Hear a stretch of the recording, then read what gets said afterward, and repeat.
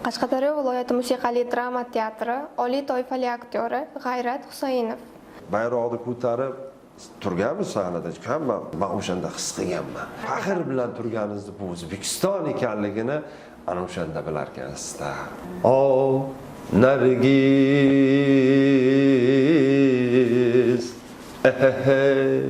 Avvalambor assalomu alaykum. Aktyorlik kasbidan kelib chiqib gapiradigan bo'lsam, bitta asar ustida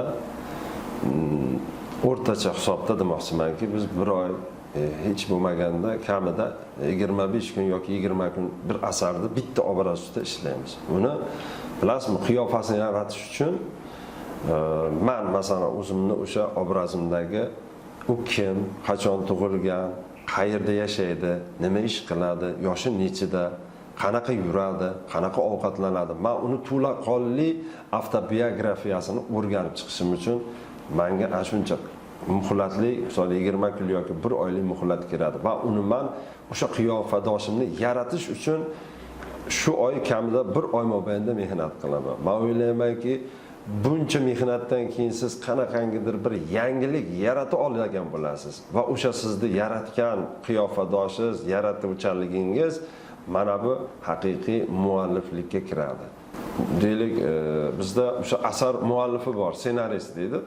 Har bitta asarni yozadigan muallifimiz o'sha vazirligimiz tomonidan ma'lum bir miqdorda mualliflik huquqiga ega holatda asarda yozilgan, biz o'sha teatrda sahnalashtirayotgan asarimizni ma'lum miqdoridagi ulushini Madaniyat vazirligi tomonidan huquqiy ta'minlangan.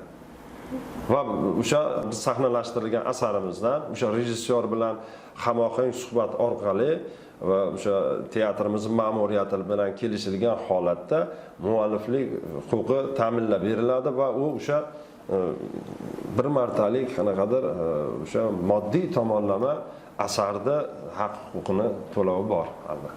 Deylik, bir rassom o'zi xayolan shuni bir asarda, tarixiy asarda o'sha saroylarni qilib yaratib chizmalari bo'lgandan keyin boshqa bir rassomni oldingi tarixiy nolada o'xshamasligi shart. Sababi O'zbekistonda 40 dan oshiq teatr bor. O'sha tarixiy tomonlama ishlangan ishlovda rassomlar sayqalligi bo'yicha, chunki bu bir spektakl boshqa bir spektaklga o'xshamasligi tomonlari juda asosiy nuqtalarimiz ham shu. O'sha rassomniki ham o'xshamasligi shart. O'shandagina uni mualliflik o'zini huquqi bo'ladi. Chunki u yaratish kerak o'zi. Yangilik yarata olish kerak. Aslida aktyor ham boshqa bir aktyorning qiyofasini o'xshatishga to'g'ri bilmayman. Siz qilgan, siz oylab ishlaysizda bir mehnatingizda kimdir aynan shuni o'zini chiqarib qo'yishligi menimcha bu xato. Oddiy misol Orol bobo degan spektaklimiz bor. Misol bundan 10 yil oldin shu asarni chiqarganmiz va bu O'zbekistonda o'tkazilgan o'sha spektakl teatr festivalida birinchi o'rinni olganmiz. O'shanda hech esimdan chiqmaydi, men 40 yoshda edim. 40 yoshimda 70 yashar cholni chiqarganman.